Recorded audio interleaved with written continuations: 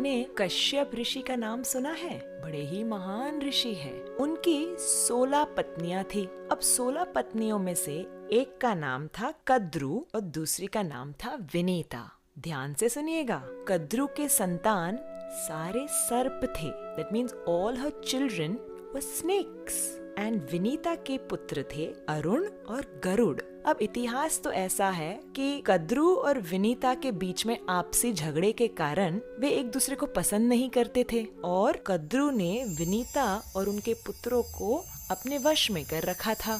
गरुड़ जी ने बहुत तपस्या करके स्वर्ग से अमृत प्राप्त किया और अमृत के द्वारा अपनी माता विनीता और अरुण और स्वयं को कद्रु के कब्जे से आजाद कर दिया। तब से गरुड़ को सर्प के प्रति बहुत ही ईर्ष्या है। तब से गरुड़ जी और सर्प की बनती नहीं है और जहाँ भी सर्प देखते गरुड़ उसे खा जाते। Wherever he would see snakes, he would eat all the snakes। अब जो स्नेक्स की माता थी कद्रु, ये देख के उसे बहुत टेंशन होता था कि मेरे सारे परिवार को ये खा जाएगा। कद्रु गई ब्रह्मा जी के पास। ब्रह्मा जी, मेरी सहायता कीजिए, मेरी मदद कीजिए, ये गरुड़ तो सारे सर्पों को खा जाएगा, हमारा समाज समाप्त हो जाएगा, कृपया हमारी रक्षा कीजिए। अब ब्रह्मा जी गरुड़ के पास आते हैं और गरुड़ से कहते हैं, गरुड़, इतना सारा विध्वंस तुम मत करो इन सर्पों का। एक योजना बनाते हैं जहाँ हर अमावस्या पे तुम्हें एक सर्प मिल जाएगा, तुम उसे खा लेना तुम्हारे भोजन की तरफ, तुम अन्य सर्पों को भयभीत मत करना। गरुड़ जी मान गए और इस योजना के अनुसार हर अमावस्या पे एक एक सर्प के परिवार से एक सर्प गरुड़ जी के पास पहुंच जाता था। अब ऐसे करते करते कालिया नाग के परिवार का टर्न आ गया। He had to send one snake to Garuda जी। कालिया ने कहा, मैं नहीं भेजूंगा, मेरे परिवार से कोई सर्प नहीं जाएगा। और गरुड़ जी यहाँ वेट कर रहे हैं। देखा तो ये सर्प तो आया ही नहीं और गरुड़ जी जा झपटे कालिया के ऊपर। घमासान युद्ध हुआ। स्वर्ग से लेके कालिया भाग रहा है और गरुड़ जी उसके पीछे, उसे नोचने के लिए, उसे परेशान करने के लिए उसके पीछे पीछे जा रहे हैं। कालिया गए ब्रह्मा जी के पास, त्राहिमाम मुझे बचाओ, गरुड़ आ रहा है। ब्रह्मा जी ने कहा, देखो, तुमने तुम्हारा वचन नहीं निभाया, तुम्हारा टर्न था ना स्नेक भेजने का, तुमने क्यों नहीं भेजा? अब मैं तुम्हारी कोई मदद नहीं कर सकता।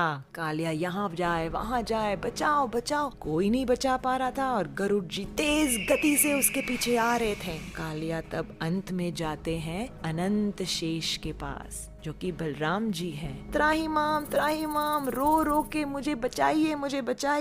अब बलराम जी का हृदय तो बड़ा कोमल है। अनंत शेष कहते हैं कालिया से, कालिया, तुम व्रज में यमुना नदी में जाकर छिप जाओ, वहाँ तुम्हें गरुड़ नहीं परेशान करेगा, वहाँ तक तो वो आ भी नहीं सकता, यमुना का जल छू भी नहीं सकता। कालिया कहते हैं, अच्छा, मुझे बताइए क्यों, ऐसा क्यों है? तो अनंत शेष उसका इतिहास बताते हुए कहते हैं कि एक समय की बात है, यमुना नदी के अंदर शौभरी मुनि तपस्या कर रहे थे। In the water he was meditating और उस समय गरुड़ जी यमुना में से एक मछली को उठाते हैं भोजन के लिए। अब Garuda is an eagle, right? Eagles catch fish and they eat. So इस मछली ने शौभरी मुनि को प्रार्थना की, मुनिवर मुझे बचाओ, गरुड़ के मुख से मुझे बचाओ। और फिर शौभरी मुनि ने उस मछली को बचाते हुए गरुड़ को श्राप दिया, गरुड़, तुम इस यमुना के जल में जैसे ही छुओगे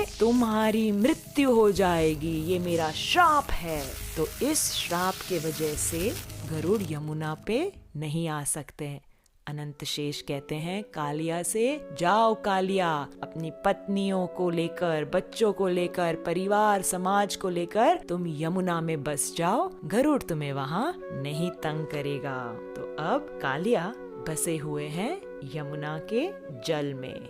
बड़ा ही अभिमानी नाग कालिया है और अपने विष से, बहुत भयानक विष से पूरे जल को दूषित करके बैठा था। कालिया सर्प के विष से बहुत परेशानी होती थी। उनके गाय जब वो जल पीते तुरंत मर जाते।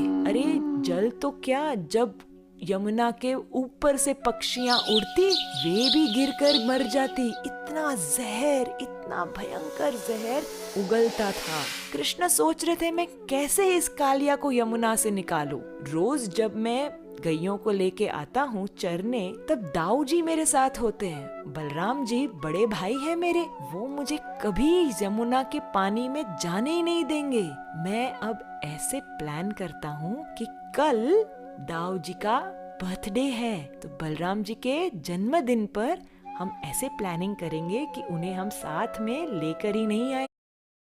परिवार का टर्न आ गया। He had to send one snake to Garuda जी। कालिया ने कहा मैं नहीं भेजूंगा, मेरे परिवार से कोई सर्प नहीं जाएगा।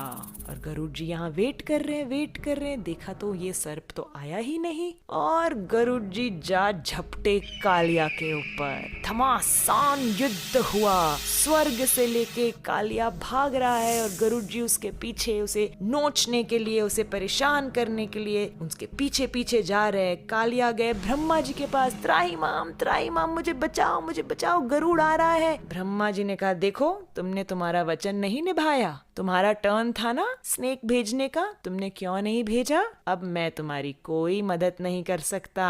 कालिया यहाँ जाए वहाँ जाए, बचाओ, कोई नहीं बचा पा रहा था और गरुड़ जी तेज गति से उसके पीछे आ रहे थे। कालिया तब अंत में जाते हैं अनंत शेष के पास, जो कि बलराम जी हैं। त्राही माम रो के मुझे बचाइए। अब बलराम जी का हृदय तो बड़ा कोमल है। अनंत शेष कहते हैं कालिया से, कालिया तुम व्रज में यमुना नदी में जाकर छिप जाओ, वहाँ तुम्हें गरुड़ नहीं परेशान करेगा, वहाँ तक तो वो आ भी नहीं सकता, यमुना का जल छू भी नहीं सकता। कालिया कहते हैं अच्छा मुझे बताइए क्यों, ऐसा क्यों है। तो लाल आंखें, हजारों मस्तक कालिया के, कौन आया है मेरे पानी